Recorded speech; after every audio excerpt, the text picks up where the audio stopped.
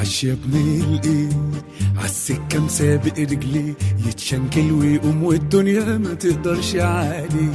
عش ابو الصحاب مستجدع لو للاغراض، بتعاند نفسك وبتوصل لو سكة ضباب. عايش بالطول والعرض محطوط لك 100 شهر، وبتصبر كل ما تتعقد وبتضحك على طول الخط. ماشي وعكت في هموم وعليك تتقل يوم عن يوم، لا بتتكسر ولا تتأثر، قالوا عليك لا مش هتدوم. بطل وحلوة